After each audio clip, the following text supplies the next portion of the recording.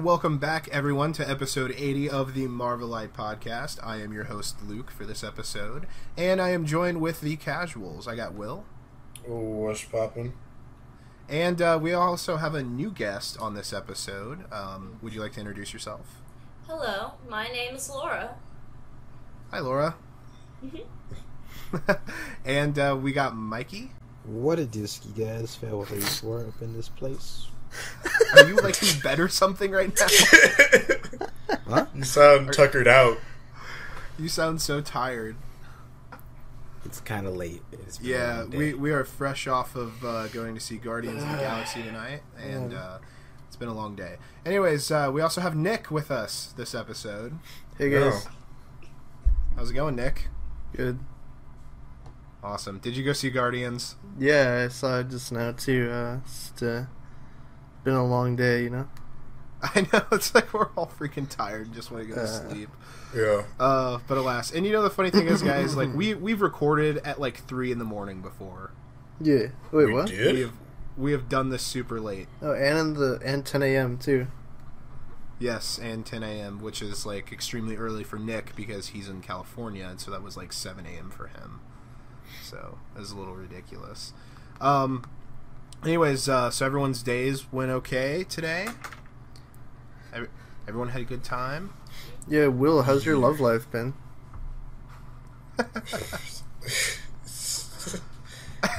He doesn't even know how to respond. Weird. Your a love word. life has been weird. I don't think I really want to just- go into details.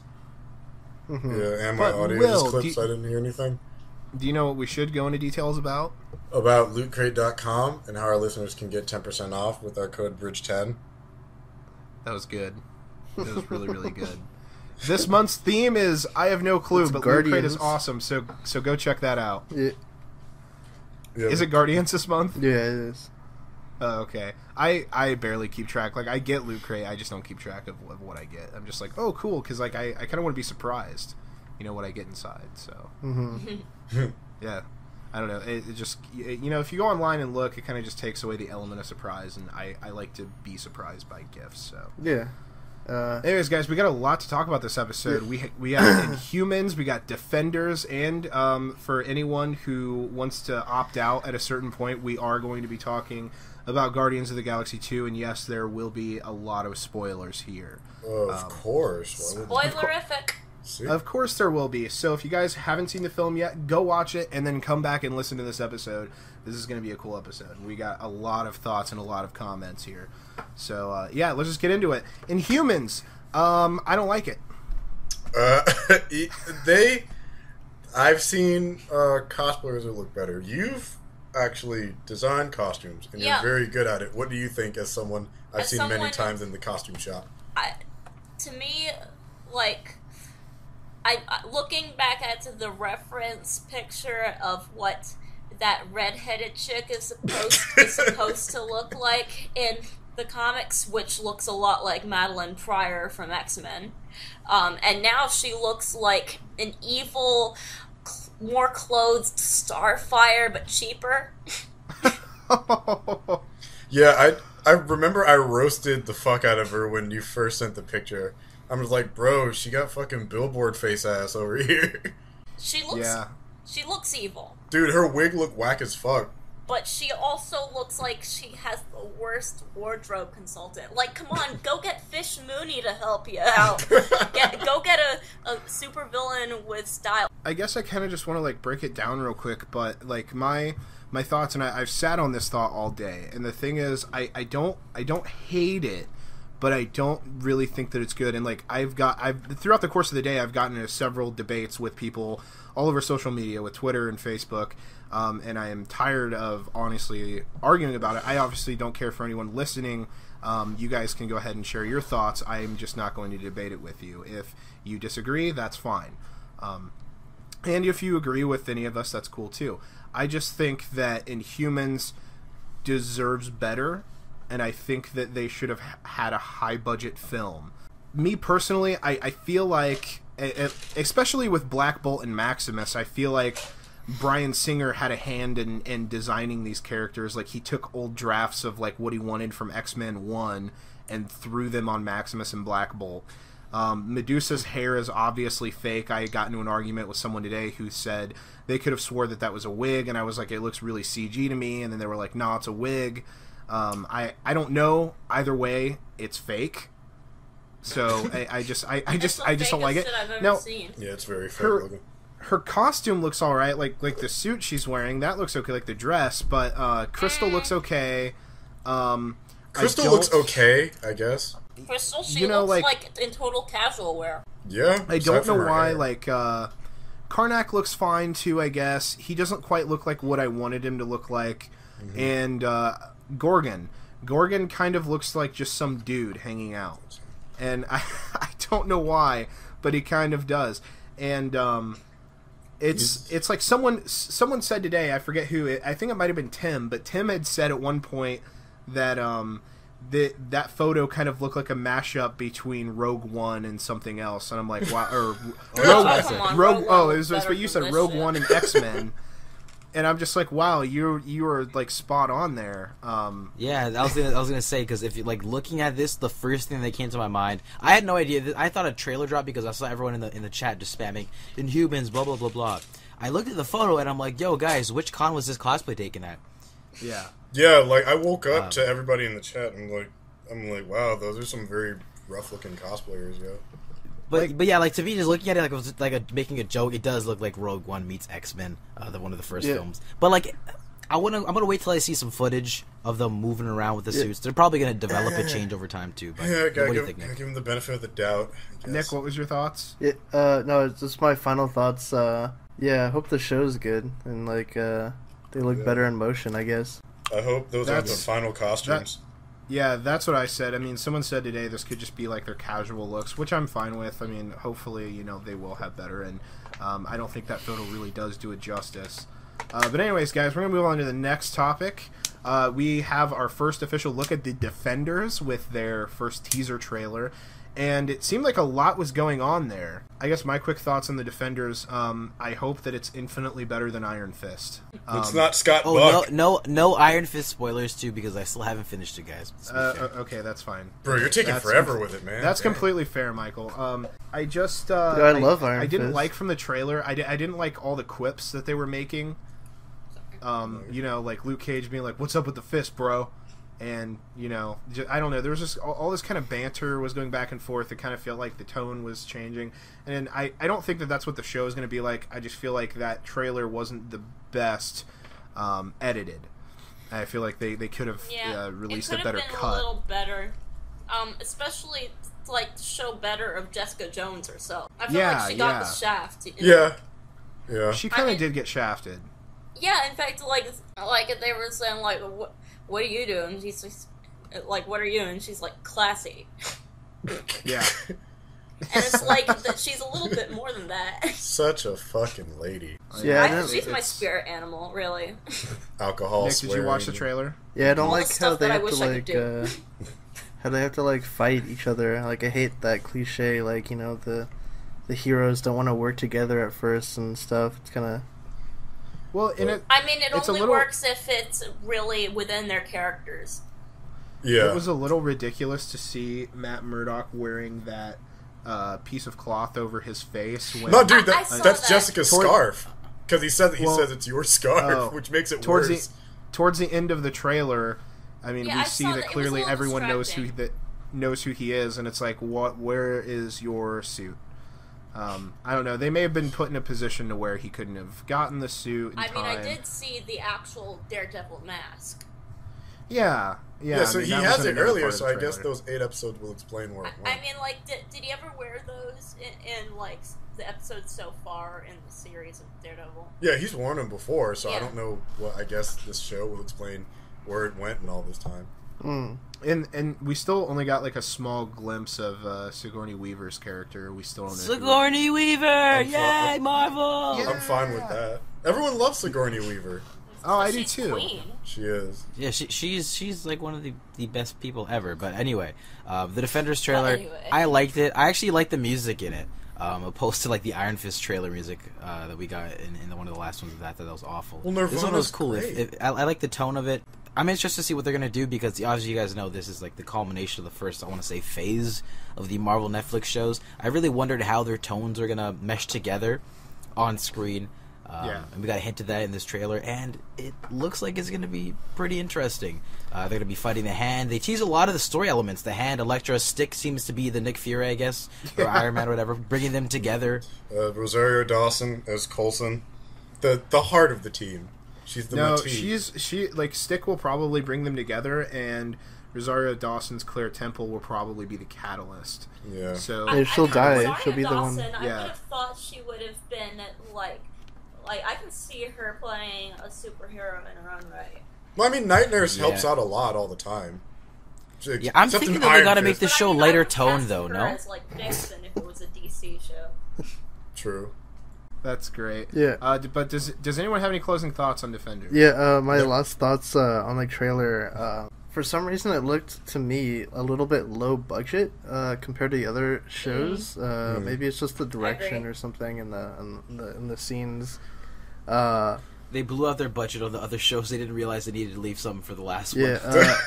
I really liked Iron Fist though, like a lot. So I'm just curious to see like where it goes. To me, I've seen very little of the character of Iron Fist, so like I can't really be a good judge of it. But he looked like a very unintimidating, curly blonde haired white dude.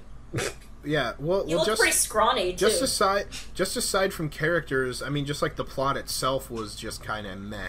Yeah, and you always got to look at you always have to look at the self-contained story aside from everything else that's going on in a show or a movie, and just see where the story stands on its own. And the story does not stand very well on its own because there's not much of a story to begin with. No. Why did you leave Kunlun? Yeah, that's what I'm saying. Like when it comes to, I'm sorry, but when it comes to the Defenders, I just want it to be better, and I want Danny Rand to be better, and I want to see him realize his true potential. And I guess that's where I'm going to leave my thoughts on the Defenders. Do you? Can't wait to talk about Guardians. Yeah. Guardians. Guardians. Guardians. Oh my goodness. Oh god. So much to talk about in so little amount of time. Yeah. Ugh. It's crazy. I guess we could just kind of go around the table and like talk about what our initial thoughts are. I'm gonna go ahead and start. Well, I'll go first. Sorry. Okay. Sorry. Luke, then Nick.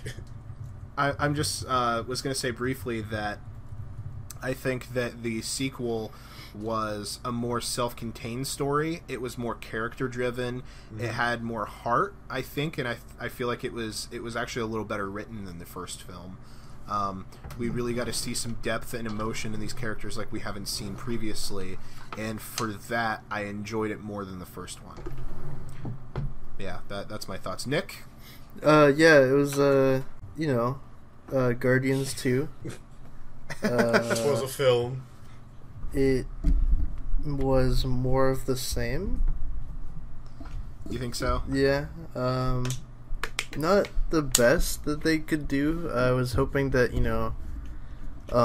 this would be James Gunn's last kind of journey in this universe, but I guess he's coming back for 3 now, so that has me a little bit worried. That honestly has me a little worried too, just because sometimes directors for their third film kind of fall under this trap where they get a little too comfortable. He's gonna George Lucas it. Yeah, no, Dark Knight, that's right? what I'm scared. He's either gonna George Lucas it or he's gonna Peter Jackson it. Oh. Or he's gonna Christopher Nolan it. So I'm hoping that he doesn't do either of those fall into that trap. I think but anyways, I guess Mikey, what are your thoughts, man? Yeah, what do you think, Mike? Yeah, Guardians of the Galaxy 2. Guardians Guardians 2. Of Galaxy. So I was a really, really big fan of the first one. Like I loved that movie before it even. Right when they announced it, I was on board. That promoted it, loved it. So I was really in emotionally involved with the first film. Going into this one, I wasn't as psyched, to be completely honest. And coming out of it, I think it did its job. But I did have some issues with the film. I did too. More so than I thought I would have, but it was still an enjoyable, cohesive film. a lot of it for me, like the issues was, I think a lot of the jokes. I think it was too meme, too memey. Yeah, it was really apparent. And what pissed me off too, because I loved some of the jokes from the first one, they took those bits and literally just reinserted them in this one, and they kept doing it, and it bothered me. Yeah. Will, what are your thoughts? If you're going strictly off of like how the film is as a whole, I don't think it's better than the first one, but I think the emotional aspects of it are better. Yeah. Like, especially the revelation of everything that goes on with Ego. The longer I thought about it, the more I realized that Ego's like the worst villain on an emotional level. Yeah, that was pretty brutal. Because it didn't occur to me until we were driving back from the theater that like Ego did something essentially irredeemable, especially for someone that's supposed to be like Peter's father. And like, not only did he kill his mom, he made her suffer by giving her brain cancer. And that is like, and then he crushed like the only parting gift he had from his mother, like the only thing he had to remember her by. Then he was given a fucking Zune. That does not make up for a Sony Walkman. I'm sorry, it doesn't. No, it does not. But like, actually, that was probably one of my favorite jokes in the whole movie. But. Everyone's using them down on Earth. It's like, it's in some worlds, I'm sure, but like, I kind of agree with you guys that a couple jokes didn't need to go as long as they did. Like, does he have a penis? Like, we didn't need to know that. I have to go take a piss. Yeah, my audience felt like kind of uncomfortable, and they didn't. Yeah, some of the jokes, like a lot of the jokes were very There were 8-year-old children sitting right behind me. Yeah, you know? And so it felt a little out of place. And I'm like, come on, James. And I think they subverted the serious moments too much, because the serious moments were good. Like, Chris Pratt's acting in here was amazing. I honestly think. It was a lot better than the first one, I thought. It was incredibly compelling, and it made Star-Lord a lot more individual than, like, Space Tony Stark. But, like, frickin' when Nebula explained her own situation, I'm like, oh my god, that's awful. About her basically losing a body part every time she lost to Gamora. I'm like, that's a really dark moment for someone to recollect. And then to offset it with like, well, no, you could buy a hat or some jewelry. And they did it too many times that when it got to the end where Yondu died, which I'm like, oh fuck, they're gonna throw in another joke, maybe he'll come back to life. No! That was the one that was played straight, and that kind of pissed me off. That was the time to be like, okay, let's bring Yondu back. It's like, we got this member from Guardian 3000, then we kill him. Yeah, I think you make a good point there. Like, the series, when people kept saying, this film was really, really emotional, this, and that, I can see what they're talking about, but for me, at least, a lot of those emotional beats didn't hit as much until, I'd say, maybe the last 40 minutes or so of the film, when those tie-ins and connections that they kind of loosely had in the beginning and somewhat of the second act came together. Like, the stuff with, like, Yondu and at other points, it kind of felt forced to me, almost. Yeah, like, the emotional moments when they were good, some of those moments. Really good, but they tried to, like, fucking meme it too much and try to make it funny. It's like, and that the same thing with Iron Man 3. It's the same issue I have, where Tony's, like, reeling and living in his PTSD, and the kid's, like, trying to make jokes about him. Like, that's not funny. I will say the very best scene in the film, I think, is the scene between Gamora and Nebula. I really enjoy that, and I feel like that was probably the most emotionally compelling scene in the entire film. Let me say from personal experience, throwing my 2 cents.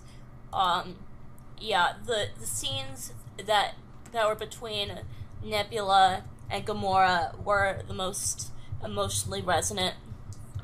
Especially I myself, having a sister that I've had a lot of I've had struggles with before, and and just a lot of drama that I'm not going to bring up right now, but yeah, that hit closest to home, even though the whole the story seemed to be more focused on how Star-Lord's father was the total epitome of a deadbeat dad. Yeah. Like, first of all, like, his entire character is such a metaphor for every horrible deadbeat dad in the universe, because his name's Ego. He wants to spread all the me's around the universe, like just spreading space STDs everywhere with his sperm, and And of course he's like only like with the his mother like 3 times, like can't get too attached and stuff like that, and like Yeah. and he says he doesn't want to be alone. Why don't you just live the rest of your life out with a woman who loves you instead of giving her space cancer? That's the part I didn't get, where he was like, I'm just so sick of being alone. But I'm like, wait a minute, dude. Like, you're in human form. Like, you're planting your seed all over the universe, and he wants to basically engulf the entire universe until it's just all him. But that doesn't then it's just you and Peter. Yeah, that's the point. It's like, just us gods hanging out, us and the other Celestials. That's much more boring. I don't understand. That's much more lonely, don't you think? Yeah, exactly. Killing everyone else. He's an asshole. He is very much an asshole. I just don't get the writing there. And to go back to Michael's point real quick, I also did feel like the movie was a little bit too meme-like. Mm-hmm. They're like right when like you think the joke is over, and then like the joke ends at a perfect point, like it keeps going. Yeah, the joke. It's like, wait a minute, stop, like you're ruining a moment. And what I didn't like is how almost every single dramatic scene in the film was then levitated by a joke immediately after. Like what happened to Nebula was worse than what Ozai did to Zuko. Like, it's like, not only do I make you and your sister like fight to the death, but not only am I going to scar your eye, I'm going to take away another body part from you every time you lose, and another, and it's like, come on, man. She's gonna run out eventually. Yeah, and that was actually a really screwed up thing for Thanos to do. Definitely. I like the film, and I think that the characters did get a lot of development. What was the name of that sex planet that Yondu was on when we first see him? I don't. Oh, that was one of my favorite parts of the movie. The space robots really and Space Rocky. What I didn't like is that the film was just, or the planet was just a planet of debauchery, and the name of the planet was way too meta for what the planet actually was. I forget the name of it. It was Belhard? No, that was a different planet.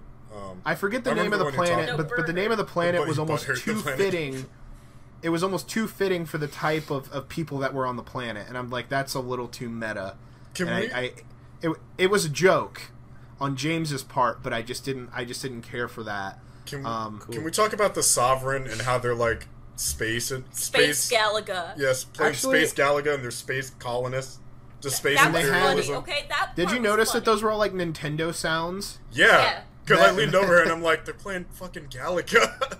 Yeah, and that I found funny. I didn't care for that, and you know, like I thought that Aisha was going to be the main villain of the film. I'm kind of glad she wasn't, though. That it was Ego. I did like they subverted expectation with that. Yeah, because Ego was way worse. Mm-hmm. No, he was actually. He was a deadbeat. Yeah, he was a deadbeat god. Well, but deadbeats actually are like more passive in their destruction. He actively put cancer in the women that he had sex with. Yeah, that was really messed up. That was a really messed up element. I really did like the way that Ego looked, though. I liked the planet itself, and I didn't actually think that they were going to show the face on the freaking planet. I'm glad they did. And they did. I was like, wow. I give James props for that, because that was something I would have never have thought to have seen. And making Stan Lee not exactly a watcher, but he hung out with him. That was great, too, because I was concerned about how the Watchers were going to look, and they looked amazing. Like, they were perfect. I couldn't have... Like, I had always thought, like, okay, if they were going to visualize the Watchers, how would they look? And I was probably thinking of, like, you know, oh, they're just going to tone it down, and they're not going to be, you know, like, they're not going to have these big bulbous heads. Yup, they did. And they look perfect. And I was like, man, I want more of that. Like, I want more of that in cosmic Marvel films. And hopefully we'll see that with, like, Thor Ragnarok. I want to see that craziness. And I'm just like, dear God, please bring the Watchers back. Bring in other crazy characters, cosmic beings. I think James Gunn has the look of the cosmic down. He does to an extent, but when it comes to certain things, like okay, like when it comes to writing characters, I really didn't like how in the beginning Rocket was being pushed to be a massive asshole compared to the first film. I really did not like him in this movie. I didn't either. Like you made him so lovable in the first film, and then you turn around and make him a dick in the second film, only so he can be slightly redeemed because of that one conversation he had with Yondu towards the end. Yeah, the entire film is kicked off by Rocket doing some really stupid shit that they were told not to do right at the beginning of the film. Hey, we're here to protect the batteries from this interdimensional being. What is up, dumbass little trash panda do? Steals the batteries. Yeah, that was one of the complaints too. I thought that was a little more of the weaker parts for me. As well, Groot. A lot of people said, he was the heart of the film. I don't think by any means I found him to be the heart of this film, and I didn't think he was in the film that much, or had much to do. He was kind of there. He was there. Yeah. Like, I mean, he was cute, but like he was much more the heart of the first movie. Mm-hmm. Now, Definitely. like in the second one, he's been downgraded to a meme. To a meme, yeah. He was a meme, and I hate to say it, but I think Nick's right here. This is a meme core film. It really is, honestly. Like, I'm not saying that I don't like this movie. I like it. I'll probably go into some things that I did like a little bit, but there just was some things in it. I compared to the first film, I don't think it translated those things that it should have and excelled at it to be a better sequel, I think, in my eyes. And I think it's because we loved Guardians, except for Nick, and we just liked Guardians too. This feels like a DLC. I think the story, they should have done a little bit more with it. Like I feel I think the placement of the villains is what threw it. I don't mind you not showing Ego as the villain, but they didn't make Aisha and fucking dumbass Taserface as much of a threat as you would have thought they would have been. What threw me off was that in the very beginning of the film, which by the way, the intro to the film was amazing, I thought anyways. I felt like that whole introduction with the song and Groot dancing around was I couldn't beautiful. help it. That was adorable. Oh. Okay, that was adorable. It was great. I really didn't like that. Really? Yeah, I did not. Yeah, Like because the action was out of focus, and like in the first film, it's Peter by himself, so it's a lot easier to keep everything in focus. But I felt like it was a very natural beginning to I do too. That's fair. I can agree. It felt natural, but part of No, it is I do think it was natural, and I think it was funny them all just to beat up and start with this kind of action sequence. But with the whole Groot walking around while it's happening and stuff, I wasn't a fan of that. Mm-hmm. Really? Yeah. I will say it was the one scene for Groot that really worked. It makes sense with the tone. I can agree with that. Here's another thought that I have too, is that I think the film skipped the entire first act and just went into the second and third act. It picks up and then just doesn't hardly slow down at all. I can see what you're saying there. It's kind of moving really quickly, and I'm like, wow, this is not cool that they just. I felt like there was a first act missing out of that film, and how they meet the space monster and get work. I didn't expect Ego to come about so quickly in the film. Like in the first 10 minutes, he's introduced. He legit showed up on a giant space egg, and they're like, "Hey, there was a dude back there. Who was the dude? He was like an inch tall." Oh yeah, I think Jeremy John said that Ego was like the depositor of exposition, essentially, which he's not exactly wrong. Rocket had quite a bit of exposition as well, Rocket too, in terms of trying to get some information. I have a bias already because I can't fucking stand raccoons as animals, and then to turn the one raccoon that everyone likes into a massive prick just kind of did not help his case. I mean, the one thing that I sympathized with him about was that he stole the batteries because that they were being dicks to Peter in the beginning. And so it was like, you know what, screw them. They talk bad about my teammate. I'm gonna take stuff from there. And that was one thing that I found pretty redeemable, but then they really escalate that into being a whole, Yeah, that's just his thing now, where it's oh, he's always been an asshole. Not really. Self-serving, So I want to get into some things why don't we get into some things that we like, because I feel like we've been like going on about some things that we had issues with. Yeah, I mean, obviously there's things to critique about, but there's a lot I really enjoyed about this. Again, I really feel like where James decided to be emotional, it worked, and it clicked with me, and I think it clicked with audiences Chris Pratt abroad. gave an awesome performance. Yeah. Chris Pratt did give an awesome performance. I mean, hey, and that David Hasselhoff cameo too was absolutely brilliant. All the cameos really were kind of. Oh, hey, Ving Rhames. Oh, and did God? I felt like I was watching an anime here. Did anyone catch like in the credits that the Grandmaster just popped up? Yeah, the Grandmaster, that was his name. Jeff Goldblum just pops up in the credits. I'm like, Just wait a minute, there. what? I was like, he hasn't been introduced yet. It was We got the ridiculous. Ragnarok God. trailer before our screening. Yeah, no, so did I. But I'm saying Um, like he hasn't been officially introduced in a film, and I just thought that was a little funny that it was there. Anyways, that was just kind of Weird thing thought. that actually very surprisingly impressed me. I don't think this was ILM. This was Weta. Was it Weta? I swear I saw their name in the credits for some sort of animation thing. For some sort of effects thing. Which blew me away. I'm like, then what the hell was Batman v Superman? Not to go back to DC, but just like... Snyder happened. Yeah, it's That's just... what happened. There- Hail Snyder. Yeah. But I'm just like, it looked good as far as their animation, because ILM is like flawless, but for this, their animation was good, especially I like the, when they basically went into Titan mode, when Pete was fighting his dad. And Yeah. It turned into Man of Steel, like, during that scene where his I mom said gets that, hurt. I'm just like, oh shit, it's Man of Steel now. But I do want to Yeah. point out one thing though. Ego showed him eternity, and to me, that was another level I didn't think James was going to take it, because that wasn't just like some throwaway thing for anyone listening who doesn't know what eternity is. But essentially, eternity in the Marvel universe is one of a handful of very powerful interdimensional cosmic beings that essentially control all of reality. So that would control, in a sense, our own reality here in this life. yeah, he's above the Celestials, isn't it? Eternity, yes. Yeah. Eternity is one of the forgers of reality itself. Yeah, so it's Eternity, Infinity, and what, 2 others? Death, how Oblivion. is, You how's have the Death, Celestial Oblivion. not a forger of reality if like they can create atoms and stuff like that. You know how he said God with a little G? That. Yes, but what makes it little? There are people above him, and then there's the one above all who's just regular God.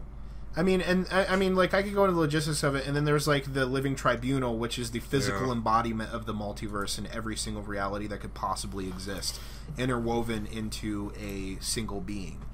And he's known as the Living Tribunal. I mean, there's a power structure to the multiverse. It's so weird. Wait, too. now there's a multiverse in Marvel. Yeah. Oh yeah, absolutely. Well, I They mean, got- what do you think we watched tonight? I mean, the Marvel Cinematic Universe is just one of many Marvel universes that exist. But yeah, Guardians, I liked some of the humor hit for me really well. Thought some of the actors did really good. Some of the characters, they had some great emotional moments and just better character development. Like Yondu, for example, I thought he shined in this. Probably the best Oh, part of this absolutely. movie He for was, me. he was great in this. Yeah. It is I think it is enjoyable. We can just say ratings, I guess, and then go on to viewer questions. Okay. Yeah, it's just kind of bittersweet to see him go. Nick, did you have something to say? Oh no, I just I was just gonna say my rating and whatnot. Yeah, Nick, what would you give Guardians? Yeah, I'd probably give it like a 8.9 or something. It was a great afternoon at the films. What are you? Sweet. What are you, IGN? Yeah, gotta get those decimals, bruv. Cool. Yeah, I'd probably give this thing like a B minus, so about a 7 out of 10 for me. Okay. Wait, that must be Canadian scale. Yeah, I guess for me. We're Well, what's a B minus in America? 80s, low 80s. What? 80 to 82. What? Yeah, that's right. No. Y'all work on like English scale, which is vastly superior. Are you 80 to 82? That's A minus for us. That's a B minus for us. What the fuck? Yeah. Anyways, Luke, what about you? I'm gonna give mine. I'm probably gonna give this a solid 8 out of 10. I felt like it could have been better. especially when it came to some of the writing elements with the comedy. There should have been a lot less comedy and a little more action and drama. But anyways, yep, that's my thoughts. I'm going to give it an 8 out of 10. It was good. It was good. It was enjoyable. I enjoyed parts of the movie more than I did than the first one. Yeah, I give it a 8. Just, you basically summed it up. What do you think? Well, as far as movie sequels go, I was afraid, like, that, like, it was gonna be real bad. Yeah, it does feel like around an 8, and it makes me sad, though, because I was hoping, like, it would be as awesome as the first one, but it does have strong emotional moments, and it too often subverted it with humor, especially, like, for Nebula, because, like, the stuff that was happening with her, like, resonated with me the most, because, I mean, she's gone through the most shit, and, like, she has valid reason to be angry with her sister, but at the same time, she doesn't want to lose the only family she has. And so it's like, she's a very complicated character, and I feel like just the constant subversion of her situation with humor just didn't do her justice. I think James Gunn can work on writing for his female characters a little bit. Yeah. Actually, his supporting cast. Like, and also with Gamora, like, at first she's like telling him, maybe he's your Hasselhoff, and then she's like, that was funny. And then she's like, I don't like this. And it's like, it felt like it's a very big switch. Especially, like, maybe it was just the fact that, like, from the very moment where she's, like, telling him maybe he's your Hasselhoff, it felt like they just needed her to be filling in the supportive female character role that's like, oh, maybe you should listen to him, but it didn't feel like she was, because all the other times she's just been stoic to him. And it felt like this is a little out of character, only for you to later be saying, I don't feel this is okay. Well, guys, I think we are out of time for this episode, but this was really good. I'm really glad we got to flesh this movie out. I was a little scared we wouldn't have a chance to this episode. Fortunately, we're not going to do viewer questions this episode, but we will get to them on the next episode next week. Yeah. Do next time. Yeah. Anyways, guys, you guys can find me on social media at QuantumXParadox on Twitter. Will, where can we find you? My YouTube is Another Time Hero, and my social media is Will the Greatest. If it's not my face, then it's not me. Mikey, where can we find you at? Yeah, you guys can check me out on my channel, Failwell34, on the Hybrid Network when I do videos and whatnot. As well on my social medias, Twitter and Instagram, Failwell34. Check it out. And Nicholas, where can we find you? Yeah, you can follow me on Twitter at who's_Nick. And for Laura, where can we find you at? Well, my username for YouTube is just Laura Zayetz, Zaetz. But on all other social media, I'm known as Hisana123. Oh, okay. How do you spell that? Awesome. Hisana123. Everyone, go follow Laura and go follow the rest of us because we are awesome. And I think that's going to do it for this episode, guys. We will catch you in the next episode. Peace. Later. Laura, if I were you, I would have cursed him off.